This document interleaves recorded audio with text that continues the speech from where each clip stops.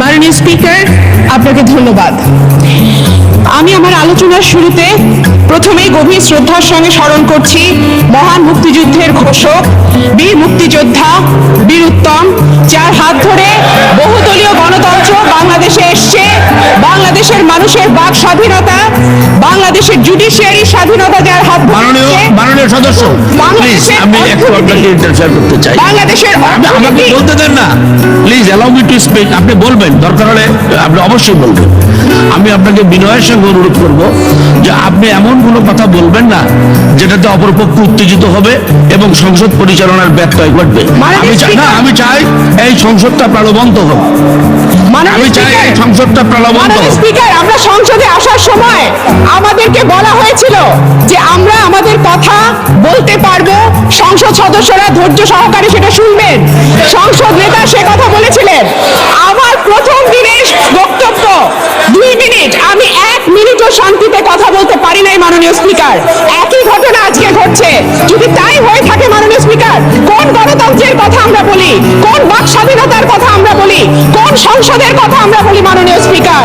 এইভাবে তো একটা সংসদ চলতে পারে না।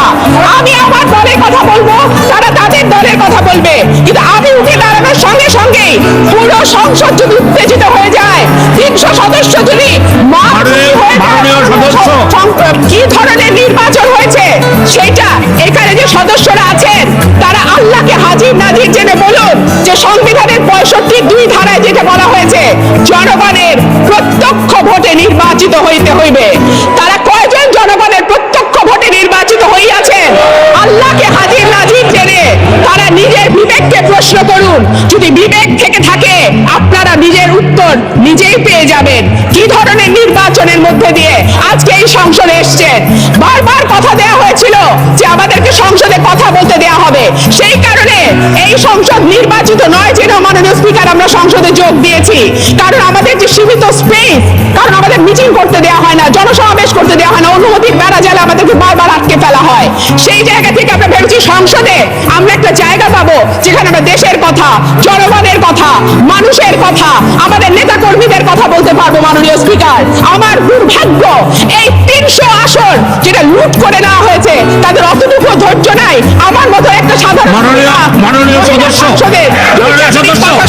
Please listen to me. মাননীয় সদস্য, আমি আপনাকে প্রথমেই আমি আপনাকে বলেছি বিনয়ের সঙ্গে মাননীয় স্পিকার, আপনি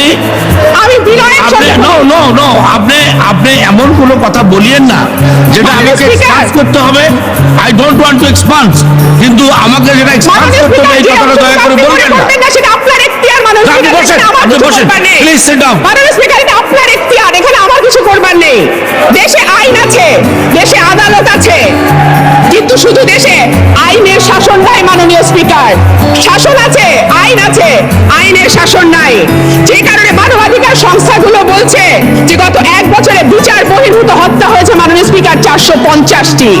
এই বিচার বহির্ভূত হত্যা গত জঘন্য ঘটনা কোন সভ্য রাষ্ট্রে চলতে পারে না মাননীয় স্পিকার। মানবাধিকার সংস্থা আইন ও সালিশ কেন্দ্রের রিপোর্ট মতে গত 1 দশকে গুম হয়েছে 600-র উপরে মানুষ। মাননীয় স্পিকার, আমার সুযোগ হয় মাঝে মাঝে এই গুম হয়ে যাওয়া পরিবারের সদস্যদের সঙ্গে বসবার জন্য। তারা মাননীয় স্পিকার এখন শুধু লাশ চায়, একটু কবর যেতে দিতে পারে, যেন মহান রব্বুল আলামিনের দরবারে তাদের জন্য দোয়া করতে পারে, শুধুমাত্র সেইটুকু সুযোগ তারা চায়। মাননীয় স্পিকার, গত 1 মাসে মৃত্যু উপত্যকা বাংলাদেশে হত্যাকাণ্ডের শিকার হয়েছে 168 জন। বাংলাদেশ এখন ধর্ষণের রঙ্গমঞ্চ। আমার দুঃখ লাগে মাননীয় স্পিকার, এতগুলো নারী সদস্য আছেন, তারা কেউ ধর্ষণ নিয়ে কথা বলেন না। মাননীয় স্পিকার, বাংলাদেশ এখন 1 বছর থেকে শুরু করে 100 বছরের বৃদ্ধা, 100 বছরের বৃদ্ধা মাননীয় স্পিকার, সারা পৃথিবীতে এই নজির নাই। ধর্ষণের শিকার হয়, কোনো বিচার হয় না। যারা ক্ষমতার সঙ্গে যুক্ত, কোনো না কোনোভাবে ক্ষমতার সুবিধাভোগী মাননীয় স্পিকার, তারাই এই ধর্ষণের সঙ্গে জড়িত। আমি ছোট্ট একটা পরিসংখ্যান দেই। এই বছর 2019 সালের প্রথম 4.5 মাসে মাননীয় স্পিকার 346 জন শিশু ধর্ষণের শিকার হয়েছে। এই সময় 1490 জন শিশু বিভিন্ন ধরনের নির্যাতন এবং সহিংসতার শিকার হয়েছে। এর মধ্যে 470 জন শিশু যৌন নির্যাতনের শিকার হয়েছে।